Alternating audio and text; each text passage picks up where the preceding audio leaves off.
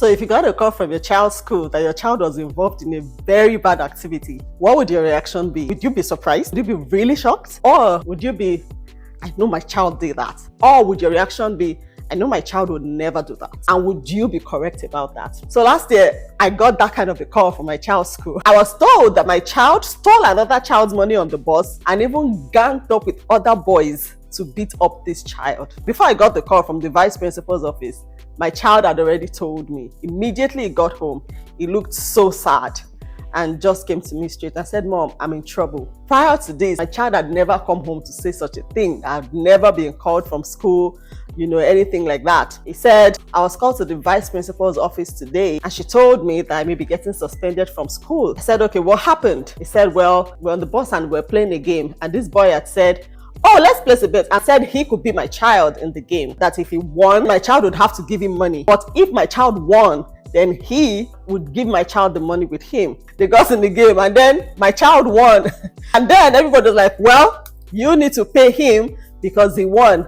But the kid said, no, I'm not giving him my money. No, I was just joking. No. And kids, the other kids are like, oh no, that's not fair. You started the bet, so you have to finish what you started. So I think they snatched the money from him and gave it to my child. The boy, in response to that, got really angry.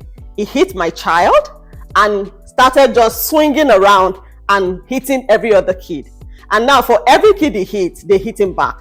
They didn't gang up to beat him at the same time. But if he got to anyone and he was just flinging around, just hitting. So whenever he hit anyone, they would hit him back. He would go to the next one. I think they were a group of 5 boys or so, if I remember very well. And it wasn't something so serious. They just hit him back. Stop hitting me. Basically like that. My child told me I didn't hit him back. He said I was going to hit him back when he hit me. But then I saw that everybody else was hitting him back. So I didn't want to hit him.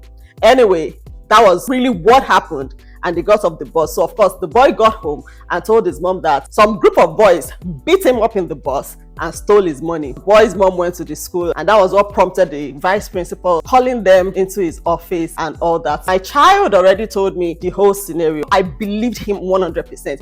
I knew my child would never steal any child's money. I would never be the first to lay his hands on someone. I knew that for a fact. But when he told me, I asked him again, tell me the whole truth. Are you hiding any part of the incident? He said, no, Mom, that's exactly what happened. And of course, we had a conversation. Even though you won the game, if he changed his mind, it's his money. If he says he doesn't want to give you again, you should not have taken his money forcefully. He said, oh no, I didn't take it forcefully. My other friends just felt it was not fair. And all of them are friends, including the boy.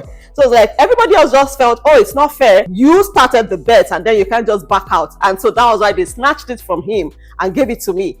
I didn't take his money forcefully. I was like, well, since he changed his mind, you shouldn't have taken his money. Tomorrow, take the money with you and return his money to him. I know you did not steal it and I know you won the bet, but return his money to him. So back to the call from the vice principal. She said, well, I was not on the bus, but this was the report the parent made.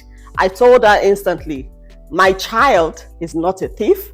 He would never steal from anyone and he would never gang up to beat another child.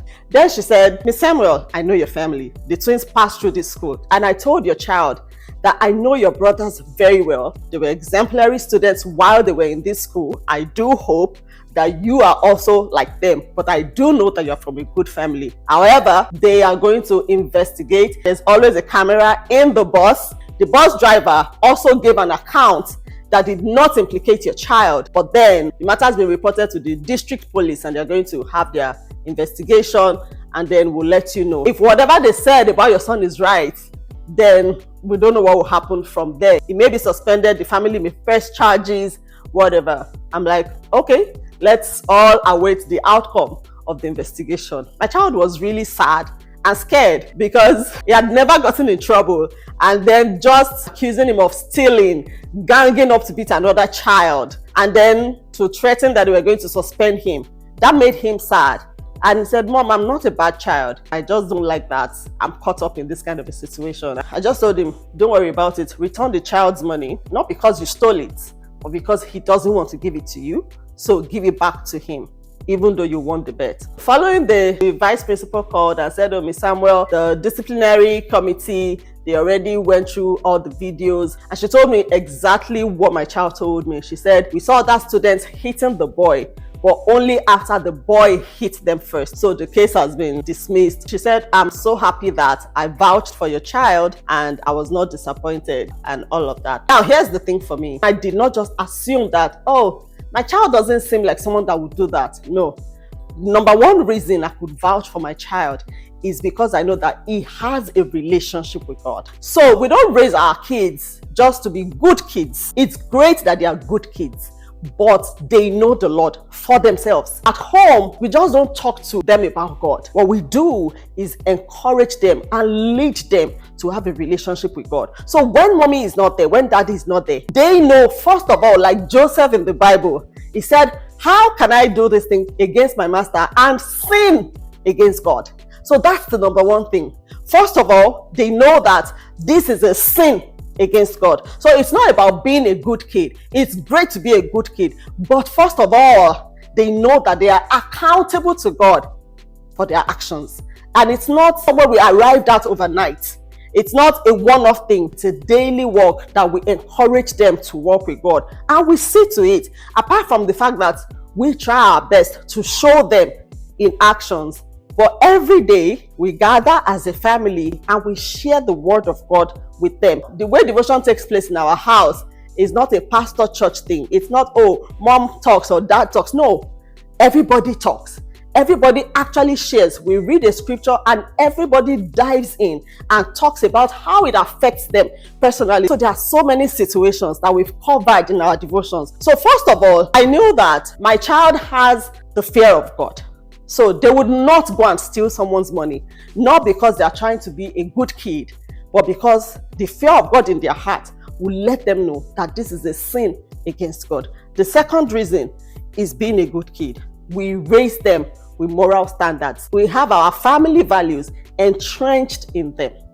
And they see that we also uphold their family values. So we've had conversations. We hold each other accountable to our family values and our family standards. And these are conversations that we have every day. The third reason I could vouch for him, we try our best to make our home a safe space for them. So if he had done anything wrong, he would have been able to tell me. One thing I practice with my kids is immediately as they're coming in from school, I remove myself from mom mode and get into friend mode. I am their friend at that time. So we literally just banter and talk about what happened in school. So there have been unpleasant situations. Oh, I felt bullied by a kid today. A kid made a racist comment to me today. Oh, someone tried to push me, I pushed him back. Oh, someone did this, I did this. Someone roasted me today in school.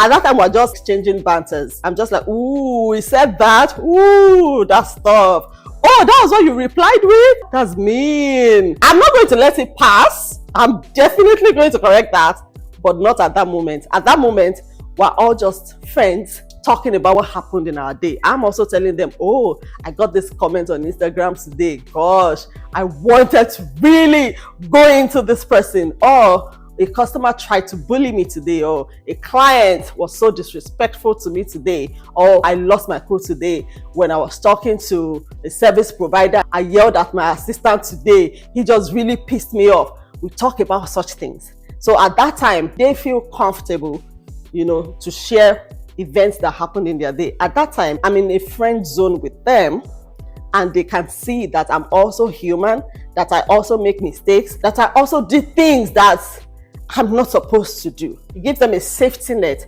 for them to share their experiences. Aside that, we always share scenarios. When I see a video of, something that happened, I want to save and share with my kids and say, if you were this person, what would you do in this instance? Do you think this person handled the situation right? Things like that. Or we share scenarios. If someone does this to you, what would your reaction be? So those are things we go over on a daily basis. And there are instances where they come home and said, Mom, this happened today and I was torn between acting like this and acting like this because I wasn't sure if it was going to be a sin. I didn't think it was a sin, but I also didn't think it was right. I was just confused. What do you think I should have done? And my answer is not able to say, this is what you should have done. I let them think about it by themselves. And there's a formula I give them to use all the time. I say, whenever you get confused, ask yourself, what would Jesus do? Two things you must ask yourself. When you get in that situation where you're not sure, is this the right thing to do or is it not? Ask yourself, if Jesus were to be in this situation, just take a brief moment, would Jesus react this way? Also, if my parents were here, would I be bold enough to react this way? Can I do this in the presence of my parents? Can I say this to another child in the presence of my parents? So this is where you know where to draw the line. I'm not saying, oh, we are right there, we've gotten it all right. No, we're a work in progress. But these are things that we do every day or as much as we can. And so to a large extent, I can tell, not just because, oh, my kids are good kids around me or around the house, then it's also about the testimony of others. I think every parent believes the best about their kids, but what are people saying about your children? What do people say about them? What are the reactions of people around them? One thing that we always get from teachers, the church, their coaches, is always, your kids are good boys. I get that all the time. That was why the vice principal was able to defend my child and say, I know this family, they wouldn't do that. Those are guidelines for us to ensure that I really know my child. The most unfortunate thing that can happen is for us to be raising double-faced children or children that pretend, or that we don't even know our children. We don't know what they're capable of. There's something else at home and there's something else in school and we don't even know it. For parents that know that, I know my child would have done that.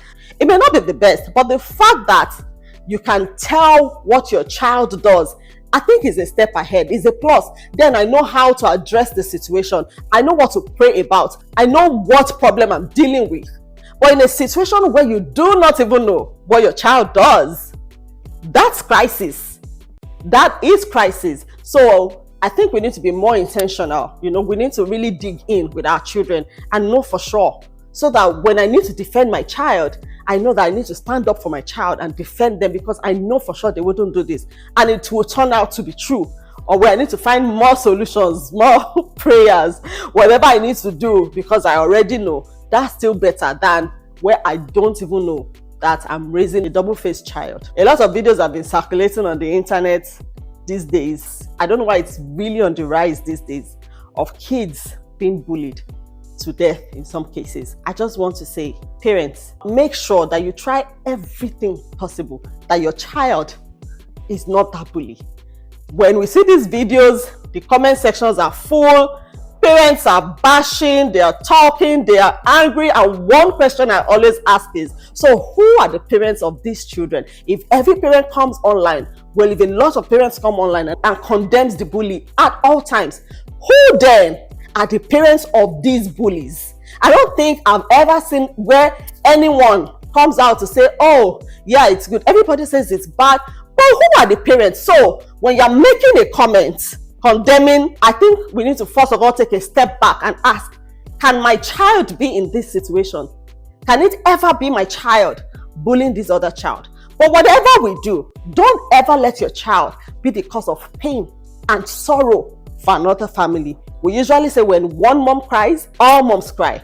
Don't let your child inherit a curse because they are bullying other children. Don't let them be the cause of all moms gathering together and crying to God. Don't let your child be the source of an everlasting sorrow in another family. Don't let your child be the one that causes a mother so much pain for the rest of her life if she lost her child. Whatever you do, make sure that you know your child in and out. You know for sure that your child is not bullying other kids. That your child, and if you know that your child is bullying other kids, go all out and make sure that you get help for that child. And most importantly, pray. Pray over your child every day. Declare the word over them. Prayer works wonders. But if you need to get help, please get help. If you need to do whatever you need to do, make sure that your child does not carry a curse by being a bully. It's not fun and games. Life is spiritual and these things have spiritual implication. Don't let your child be laid a curse on. When those videos are posted online, all moms gather together. You don't know what curses people are laying on such kids. And sometimes even you are saying negative things to the child. But you need to ask yourself, can this ever be my child in another situation? If my child finds themselves in this situation, can they react like this as this bully? Are my kids part of the problem? We need to ensure that our kids are not part of the problem. We keep saying, teach your children to be kind. Let's not leave it as just a cliche or as just a saying. Let us actually be intentional about raising kind kids. Are your kids kind? And it starts from the home. Like at home, are your kids showing kindness to their siblings? Are they showing you kindness? If my child sees me worried or just disturbed, do they say, Mom, are you okay? It starts from there. I hold my kids accountable to that. If I sneeze and everybody just carries on, best believe I'm going to call them back. Did you not just hear me sneeze? And they say, oh, bless you. Yeah, that's it. Do your kids bully their siblings at home? And you just think it's cute, or you just, oh, stop, and that's it. It starts from the home.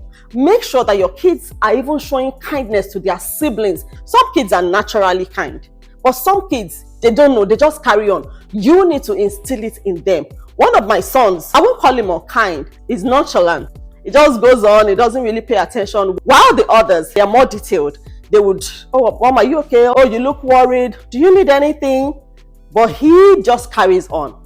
I sat him down and we had an in-depth conversation. And I was like, Mom, I'm not mean. I didn't mean it. I said, no, I know you're not mean, but you are not paying attention to those things. I need you to begin to pay attention. Did he start paying attention immediately? No. But it was a conversation we had to have over and over and over again. And I began to see the changes in him. Let's teach our kids kindness. It's not going to jump on them. Sometimes they don't know better.